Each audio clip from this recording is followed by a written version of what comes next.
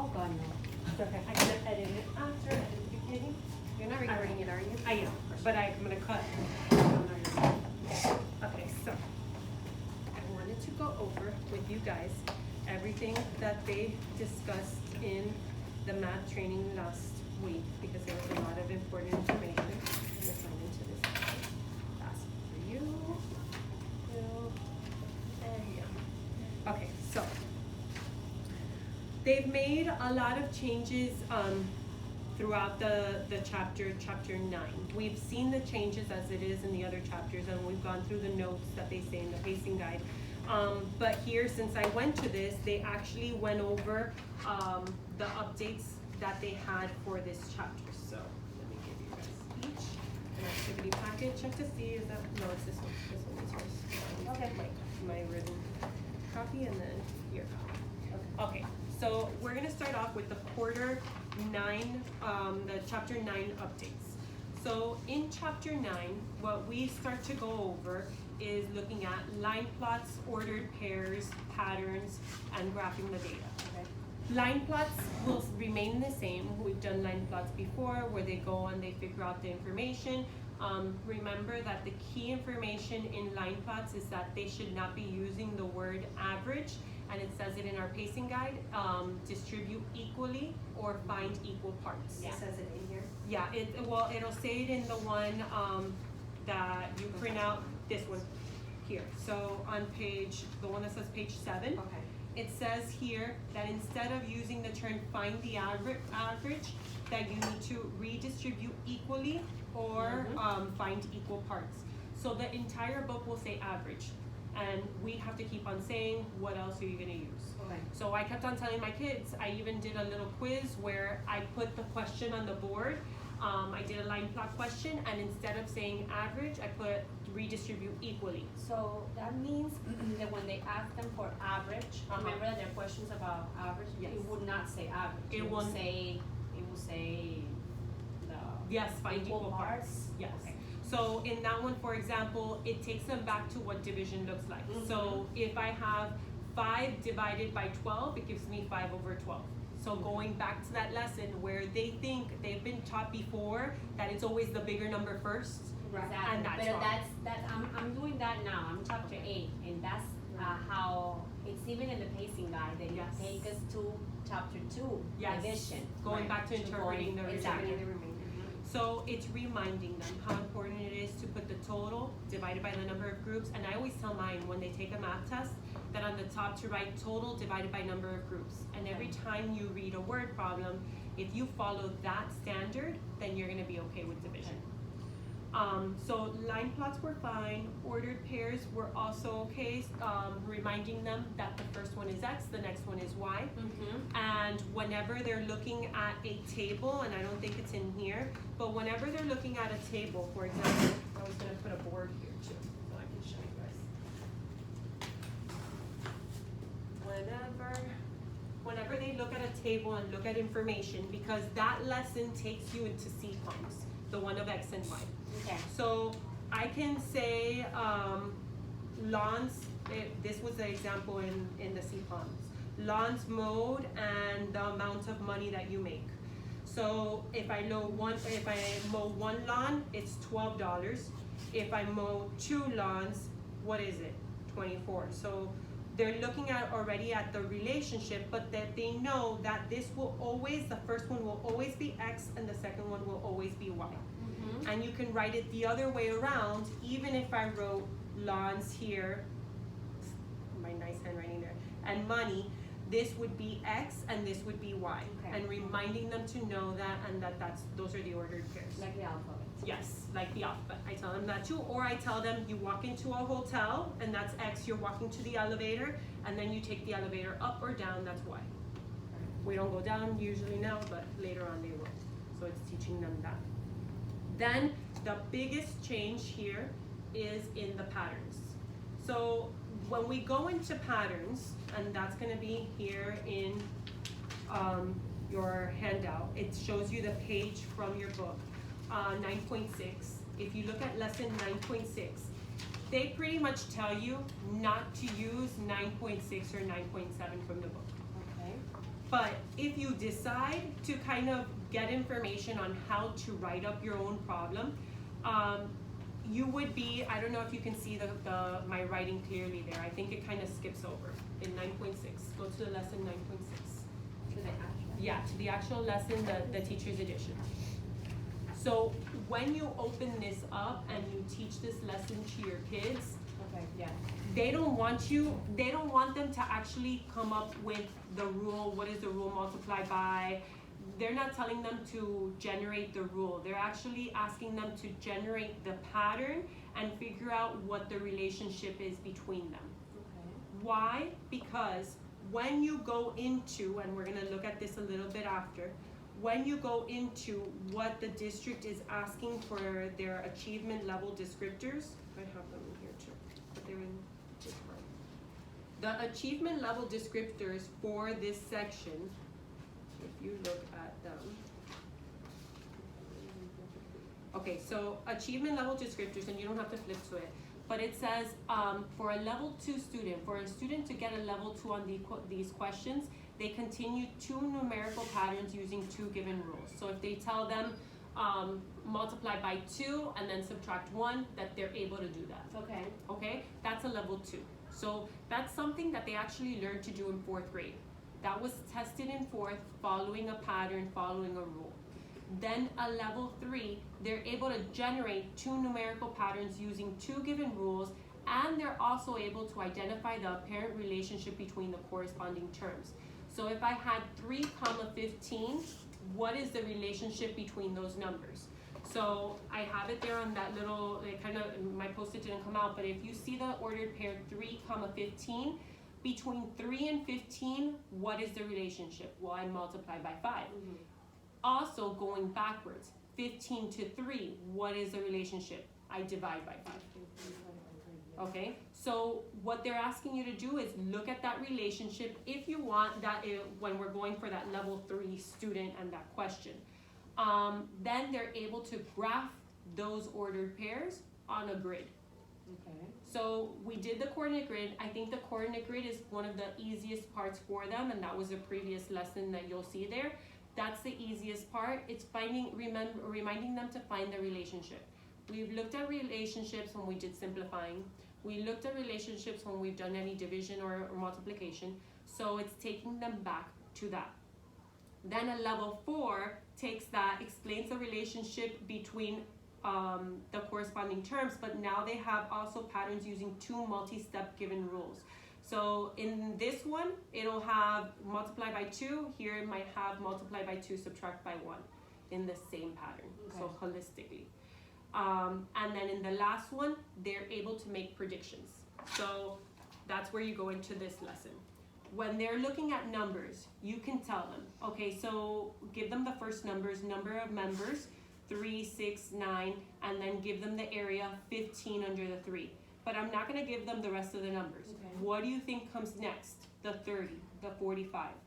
If you want them to get a level 5, now you jump from 9 and you tell them, okay, what if we had 18 sets of members?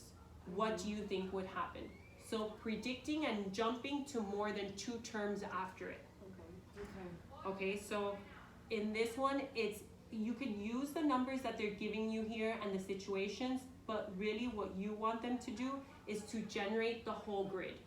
You want to generate the pattern, figure out what comes next, find the relationship between the 2, and if you have those level 5 thinkers, you want them to predict in the future. So like what's in gonna this happen. case, Tell me, yeah? like in this case, because we have this right in the book. Uh-huh. So for the ones, the level 5 that we have, should we like ask them to extend this, or like do we use, in this case, the Engage New York or something? You can do 2.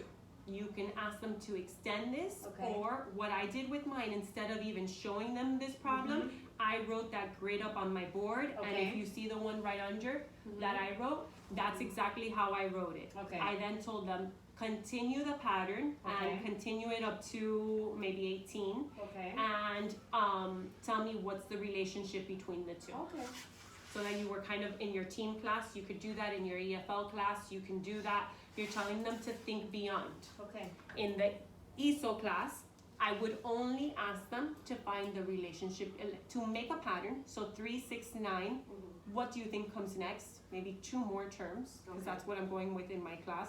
2 more terms, and what's the relationship between the order and pair? That's it. Because what we want is really our goal is a 3. 2 is at least make the pattern. 3, they're going a little bit beyond. Right. So it's not so bad. It's really not that bad. You're gonna do the same thing with the problems that I didn't really use the problems that were in the book. I told them, look at that chart, and for my gifted class, I told them to think beyond. What was beyond that?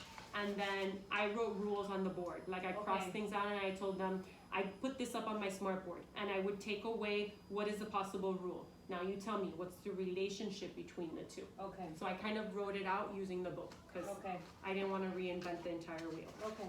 And you'll see here in the back, questions 3, 4, and 5, when we were there in the course together, we generated what would a level 2 question look like. It's that same question, taking out the write and complete the table. You're just asking them to extend the pattern. So 2, 4, 6, what comes next? That's a level 2 question. They got a level 2 for that. Okay. A level 3 was generating, extending, and finding the relationship between that. So here it shows you that chart, but actually in the book, the chart is not there, which is great. Okay. Because you can ask them what is the relationship between them and generate it for yourself. And then I did question 5 with my gifted class where I told them, now predict what do you think would happen in 7 batches, because here it only goes up to 5. So I went to 7. And I told them, what do you think would happen? Tell me the numbers. And this, I thought I saw this on the test. Yes. Didn't you think you saw that? Well, she told me not that at all. I am almost positive we saw one of these. This is like the trapezoid? Yes, this is like the trapezoids. But she told me that this is not even tested. So not to completely skip that. Okay, so the same thing will happen in 9.7 where they're just looking at the relationship between the numbers. And you don't have to worry about, they already know how to plot it on the grid. It's just finding the relationship, and it's on your own. Go to one more page, and my little scratch is in there. So here you're having them generate the sequence themselves. So they see 1 minute, and they did 15 push-ups in 1 minute. Okay. So in 2 minutes, they do 30. They give you 3, and they give you 4. Now you ask them to figure out 5. What would happen at 5? And then what's the relationship between 1 and 15, and between 15 and 1? And that's it. So I know that's a lot happening in chapter 9. But I think that this chapter is one of the easiest chapters. It is. I feel that this chapter you can go through fairly quickly. There's only 7 lessons in there, and the coordinates you kind of group together. Yeah. So that one was not that bad. Okay, so that's chapter 9 in a really quick glance. Yes. Then I printed out the item specs for you guys so that you have the newly revised item specs. There's changes in here which I have not actually gone in to see like what are the details of each one. Okay. But the good thing about it is that each question, each standard has questions. So what I usually do with this is that later on I'll use these questions as review questions, and I'll start posting these questions up on the board for the class. And then we'll work on it together, and I know that I've met the standard that I need to assess and that I need to teach. So this is administration is really looking into that you have this, which is why I printed it for you and I made copies for you, and that you guys are using it. Because what you're supposed to do is use this whenever you can, or whenever you're going over that lesson, you can go and see what kind of question are they going to be asked on that test. Okay? And then the last one is the achievement level descriptors. This one is even more important because this will tell you what does a level 2 student need to know, what does a level 3, a 4, and a 5. Yeah, and so many times I feel that I'm teaching, especially that second class of mine, I always try to teach that level 5, and then I'm frustrated because I feel that they don't get it, like I'm not doing it. But when I looked at what does a level 3 student need to know, sometimes it's not that bad. Like here, the first one says evaluates a numerical expression that contains a fraction using parentheses, brackets, or braces with 3 or more procedural operations. Right. Well, that's not that bad, because where I see they're having problems is in that level 4 where they're looking for the mistake. They don't know what step the mistake happened in. So if we look at this level 3 now and we start to see, okay, every time they take a topic assessment, can they at least get that level 3? Then, you know, or even a level 2, because those that had a level 1 last year, they made gains by getting a 2.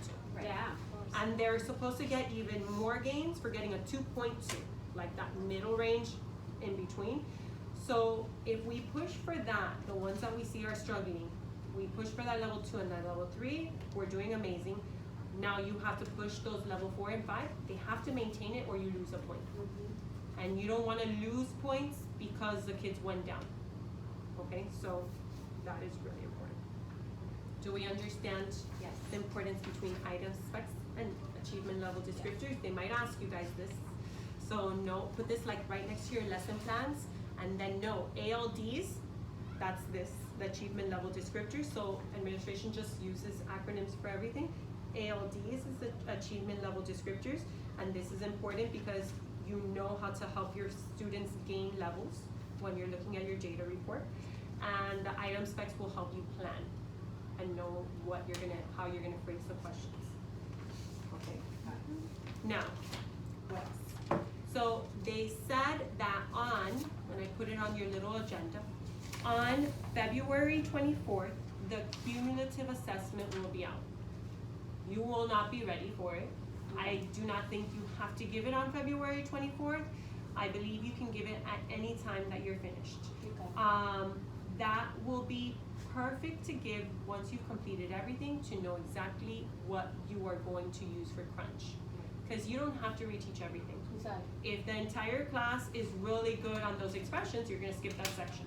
But if they're not, then you know, or even groups, you can say, okay, these students need to work on this and the rest of the students need to work on that. But they will be making sure that you guys scan and score. Scan, score, and look at it. This one.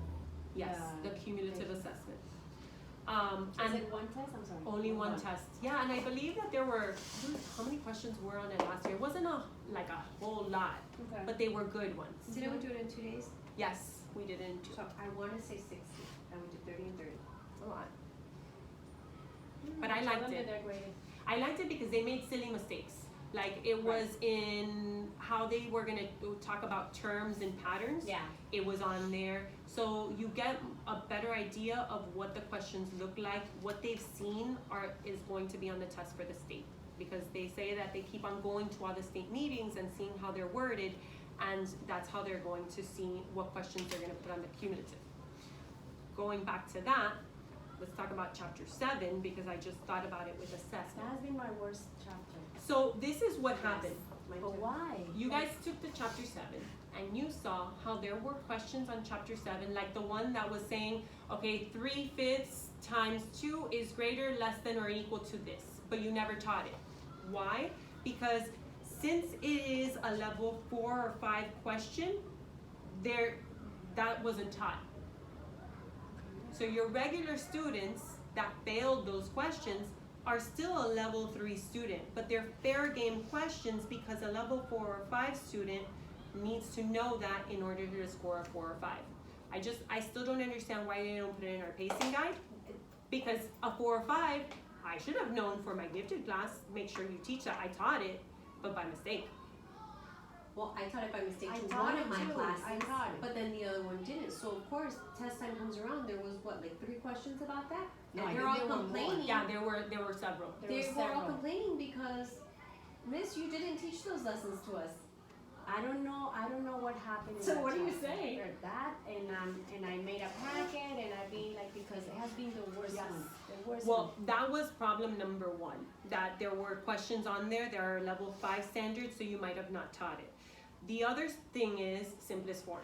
So I'm not going to tell you don't teach simplest form. They were appalled when I said the word simplest form because that should not be in our vocabulary. But It says it in the book. but it doesn't matter. Just like average, It we're doesn't not matter. supposed to say Okay, it. it doesn't matter. But when they get a fraction, let's say they get 5/15, Mm-hmm. okay? When they get the answer choices A, B, C, D, what they want them to know is, yeah, this answer might be A, but you might also see divide by 5, I get 1/3, right? Mm-hmm. So maybe one of the answers down here is 1/3. So what's gonna happen there? What they want them to do is figure out equivalent fractions. So once you get your answer, you're supposed to compare this fraction to each of the answer choices that you have below. That's what they want them to do. Because it's going to be two. Okay, hold on. So there'll be two answers, two correct It answers. could be two. I mean, you know that sometimes it says select 2 or Right. select 3. Okay. Or it just might be 1. It might be in simplest form. It might not be in simplest Well, that form. was in chapter 7 assessment where it was the picture, Mm-hmm. where it was 3/5 Yes. or That one, 5/15. that Yes. one was like, and they had to simplify. Yes, they had to get one of them. They had But to the find other equivalent one, fraction. The equivalent, yeah, simplest form. Both were simplest but form. it could have been, the simplest form could have been your step 2 in Because simplifying. it was 6/10 and the other one was 3/5. Yes. Right. Because I had to explain But that. 6/10, when I simplify, I can do it 2 ways. I could have, when I'm You can dividing divide by it to 2, or you can, yeah. yeah, when I'm dividing by 2, this one would be 3/5, but there was another one, because there was something else in between it. Why was there? I Yes, felt like there because was, they asked me what if they simplify by 5 or if they simplify by 2? There was because one the that asked answer that. was bigger than 6/10 or 3/5. It was something bigger. The you numbers can that they used simplify. were bigger. Yeah. Yes, were like 25 and 30. And these were the 2 or- answers. Yeah. Right. But you have to teach them to find what are equivalent fractions. But the way how I did it, I don't know if it's right or wrong, because after you told me that, I've been doing simplest form. And I've been drilling that because, I don't know, that's the way how I've been doing it for the past year. So I've been like, oh, okay. So I've been using, equivalent fraction. Yeah. So tell me, so it can be bigger, or it could be how we've been doing in simplest form, that you make it smaller. So, and I did a gizmos with them, like, so they understand that term about equivalent fraction, because I'm like, how is it that now I'm gonna tell them, no, don't simplify. I want to do that too. You told me there was an The equivalent gizmos, fraction. yes, gizmo. it's a gizmo about equivalent fractions, and because I'm like, no, there's no way. Like, how can I tell these kids now do not know? Like, so what I told them was, you're gonna you're gonna do it, and you're gonna look for that. If it's not there, ask yourself, is there an equivalent fraction? Is there an equivalent fraction? Is it smaller, or do I multiply and make it bigger? That's what I tell them. Now, one of mine high is like, could it be there is like one choice, 2 answers, this like, and I'm like, I was like, well, I hope not, because that would throw them off. You know But what don't I'm they saying? always say choose all Yes. that apply or choose 2 Well, answers? that's what I hope. That's what I hope. Right. Yeah. If it's all that apply, they got it. But if it's only one, and let's say they give me the 5/15 and the 3/5, that could be kind of like, because these are equivalent, these are the same. So like, what would it be? Well, if there's more than one answer, I want to say it has to say the select all. I don't think I've seen one where it Okay, doesn't right. say select all or select 2, Okay. where sometimes they make a mistake. I'm more fearful that they're not seeing that they're equivalent or finding, the equivalence between the 2 fractions. And I've been trying to, I don't know, taking that as one of those bell ringers that I go back, let's talk about equivalent fractions. What are equivalent fractions? How can I compare fractions? That's what I've been doing, like, a Because little bit more. mine, they were. Guzman, Miss, where's my home students? They're in the music retes class. Music Retes class. Retes class. Because mine, like, that was one thing, because I've been drilling so much the simplest thing. They were like, oh, so you mean the equivalent, I can multiply, make it bigger, is it the same? So, like, that lesson, it was like, yeah, I mean, it means the same. It could be, you can multiply, make it equivalent, but you can also divide it, simplify, make it smaller, but it's the same. So, but I didn't tell them when I was simplifying. I did ask her though, what happens in the graded response? because in the graded response, if they learn to simplify or change that improper fraction or whatever, will it accept? And That's she what says I was yes. gonna ask you, because one of the What do you mean? problems in chapter 7, the answer was 36/9, but in the And they changed answer it to key, the 4. answer is 4. But it'll No, accept. but you, there you know that you don't leave it like that. No, but it could. You could? Yeah. Or it- could you? I- Because you then could. why is Because there I mixed tell fractions? Them, because I tell them that the next step you divide. But then why do you have to leave that? Okay, but And that not one make is not it- divisible. Because you can't put it in a graded response. Right. How do you teach that? No, to a but 10-year-old that's but it doesn't listening? matter. I asked her. Like, why is it this and not this? And why is it this and not this? I asked her, and they will accept all of this. They will accept both. Yeah, and if you checked, I looked to see if that was true, and I had 2 different students with 2 different answers. They did the 36/9, they did the 4, and they were marked right. They were both marked right. Okay, Yes. because I just scanned mine yesterday. I took them. Yeah, to get and she scanned. said that the FSA will do the same thing. They'll accept it. Okay, because as I was grading, because I grade them separate, and I started saying, oh, well, my answer key says 4, and then I was like, no, if you have 36/9, I'm gonna accept that too. But I didn't know if the graded response was like that also. So you're like, but then the poor because- kids are like, all right, I know, well, they do don't we know, or do But we you not mean, leave it fraction you greater mean than one? because we said improper fraction in the grid response? Because in the graded response, you can't. No, They you want can't. it to be a fraction greater than 1. You can't make it a mixed I know. fraction. I know, But that's only if they tell you the words make it a fraction greater than Than a- 1. exactly. If they just ask you for an answer, it is 4 4. is perfect. But if they want it in a fraction greater than 1, it must be in But I'm 36 saying over as 9. far as the graded response. It depends on the wording. If they say fraction greater than 1, it has to be a fraction. That's not a fraction. No, but the point is, this it one cannot was be. just answer. Right. Like it was just find answer. So any answer will be fine. Okay. Even if you did simplify this, Not this one though. Not this No one. mix, because not this this. one you No, can't. exactly. Okay. even if you simplified 36/9 to a smaller fraction, it would still would accept be it. Because they will be equivalent. Yeah, Okay. Okay. It's like they settle it to fail. they do. Like feel I it's told too much. mine, like I don't wanna say this. No, I know. I told mine that, like, if it's divisible and it goes even, I wanna say the whole number. Right. That's me. Yeah, I don't know that's if I'm what a I- little bit no, nasty there. I've been I- pushing the same thing. I can't. I don't want to confuse my students. I've been saying the same thing, and I had been saying the same thing to the ESE class, but now I'm not taking away points for not simplifying. Right. Before Okay. I was eliminating points. Okay. But now that I know it does not have to be simplified, I Okay. don't eliminate it. Okay, okay. So like in mid-chapter checkpoint, I allow it. Okay, cool. I have to go back and regrade everything. No, it is what Because it is. I marked it wrong for it not being simplified. Right, but Or that's what in you were an teaching. equivalent fraction. Or, That's what you were teaching, but from Right. now on, you just accept it. Don't tell them, you just accept it. You let it be. Now, lastly, before we go and meet with the other, where I wanted to ask you, I want you guys to have these thoughts in your head. Where are you in your pacing guide? In your morning, in your afternoon? Because you're probably in 2 different Yeah. places. So where are you there?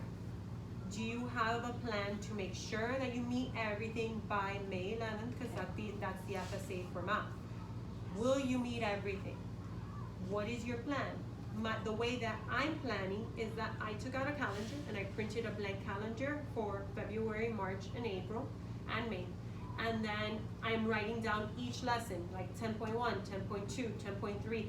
Where am I gonna be give a chance for mid-chapter, give a chance for the MYA for science next week. Make sure that I have a plan in place, and once I'm done with everything, what am I planning on doing? I have a tentative plan. That might change once they take the cumulative test, because I might see that they have more need for something, but at least now I have an idea and I can start putting in for what I need for copies. Maybe I need something special for the morning. They need enrichment. I have books for enrichment for them that I had ordered with Gifted Funds, so I have a plan for them that is definitely not the same for my afternoon. My afternoon needs like intense. But do you have a plan? Do you know what you're gonna do for FSA? Do you guys have an idea? I've been using the coach. Okay. I've been Already? using- Yes, I Okay. started. Like pinpointed, because I got so scared with chapter 7, I'm like, what is this? So I'm like, I started with the team, with that, and with the other class, basic multiplication. I started with that. I've been doing that. I saw that when I print out the bell ringers, the FSA, remember that packet, the thick packet that we got last year? Yes, the ones that were by standards that were like they're up already? It is up. Oh, we need to print that. So I saw it and I'm like, oh, okay, so I've been doing that and, you know, like drilling, like for my team, I print out the New York for the chapter 8 and then Richmond. So I've been giving them both of that and the coach. A lot of like, I don't let them read right now. For your easels, don't worry about the engage as much because the engage is showing them that other like level 4 or 5 question. Don't kill yourself there. You That's want why them to get. this was a relief because I've been trying to get both ESOL and ESC at level 5 and no, that's just not gonna happen because I don't have time or place to enrich or develop or any of that etc. part. You need to still go back to multiplication like me while you're Right. teaching the new lesson. Exactly. I'm still reviewing, well, I already did multiplication and division, now I'm reviewing addition and subtraction of fractions while I'm teaching division of fractions. So I'm still reviewing that to make sure they master that at least. Remember the Yes. questions multiplication that they have it and they have like a little box. What's the number that is missing? Yes. So they need to know how to multiply. So Right. reviewing that. So those, Right. making sure that those questions they got it correct. Right, you so know? while I'm still keeping up with the pacing guide, I'm still reviewing the holes that I left in the Exactly, past, exactly. like patching them up. There you go. Sounds like we have a plan. I know it's a lot. Next week we do the MYA for science. After the results are out, we need. Mine are getting a grade 2 for it. That's it. It is what it It's the is. only way that they try hard, Yeah. otherwise. Otherwise, they're not gonna do well, and they start like worrying. And I'm like, no, I don't want for you to be worried, but I want for you to try your best. That's what if I don't tell them they start grade. And I'm planning on doing 2 days of MYA, so Yeah. like Monday and Tuesday.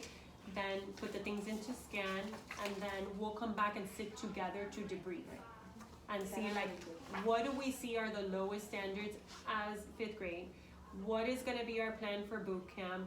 You know, we spoke about can we be 2 people together? If that's too hard, what days are we going to choose? I know When does that start? March, well, I think well, it's I guess we can start it in March. Okay. I know I'm limited with my days. I can't stay on Tuesday and Thursday. I would never make it. So I cannot stay on Thursday. maybe a month if we do like a Monday and Wednesday. And can we do 2 times a week? If you can't, I know I can only. I was good with the 1 every 2 weeks. That was perfect. I can't do more than once. Oh, it's twice a week?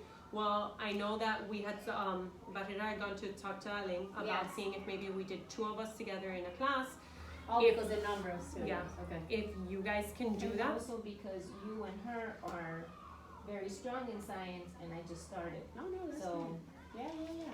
So if one of you can stay, I know that I'm gonna struggle with that. I'm gonna Okay. struggle with a schedule I'll for do that. my best, guys. The only thing I is, know. like, you know, I have Matthew and but like whatever I can do, like to help out. that's I'll fine. do it.